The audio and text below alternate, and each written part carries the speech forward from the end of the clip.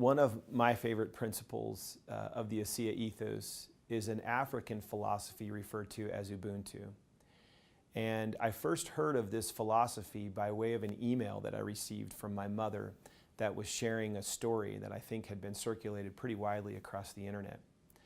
The story tells of an anthropologist who was studying a culture in southern Africa. And as kind of a test of sorts, he took a basket of fruit and set it a ways away from a group of children and lined these children up looking at the fruit from a distance and told them that when he blew the whistle, they could run as quickly as they could to the fruit, and those that got there first could in fact eat as much as they could carry. And he lined the children up and ensured that they understood, and then stepped back and blew the whistle. And unexpectedly, what he saw, as outlined in this story, is the children didn't run as you might think would be natural for them to do. They actually reached out and grabbed one another's hands and slowly walked in a straight line to the basket of fruit. Then they got around the basket, they sat in a circle, and they took one piece of fruit out and took a bite, and each child around the circle took a bite. And they continued to do that until all of them were filled. And as the story read, the anthropologist was very surprised by this act, wondered if maybe they didn't understand that if they had run ahead of the group, they actually could have had more. And he asked one of the children, how is it possible that you all knew to do this and actually behaved this way?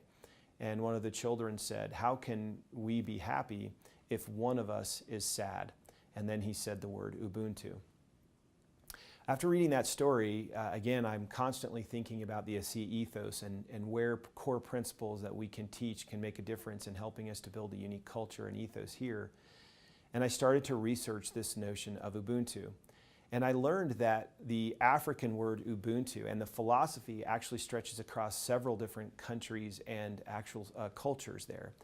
But it's most effectively translated into English in a very simple phrase that says, I am because we are. And I found myself pondering that. That's a very powerful phrase. Ubuntu means I am because we are. It doesn't mean that I am because I am, which might have been the notion or the philosophy that would have compelled a young child to run faster ahead of everyone else, focused on the I am. But it actually signals that as people, we recognize that not one of us is independent of another, that we depend on each other and we're committed to one another. And that's the power of this notion of I am because we are, or Ubuntu. I actually spent a fair amount of time researching this, and I found some beautiful quotes by African leaders and philosophers that understood this. One of my favorites is from Reverend Desmond Tutu. Speaking on Ubuntu, he said, Ubuntu speaks of the very essence of being human. We say, hey, so-and-so has Ubuntu. Well, then you are generous, you are hospitable, you are friendly and caring and compassionate. You share what you have. It's to say, my humanity is caught up and is inextricably bound up in yours. We belong in a bundle of life. We say a person is a person through other persons, which is another definition of Ubuntu. Desmond Tutu goes on to say the following, that a person with Ubuntu is open and available to others, affirming of others, and does not feel threatened that others are able and good. For he or she has a proper self-assurance that comes from knowing that he or she belongs in a greater whole, and is only diminished when others are humiliated, or when others are diminished, when others are tortured or oppressed, or treated as if they were less than who they are. These are beautiful and rich statements about a wonderful philosophy that prevails across many different cultures. I began to ask myself, this is ASEA. No person at ASEA gets recognized in the absence of the help of others. No person advances in rank without others. In a very real way, at ASEA, any one of you could say, I am only because we are.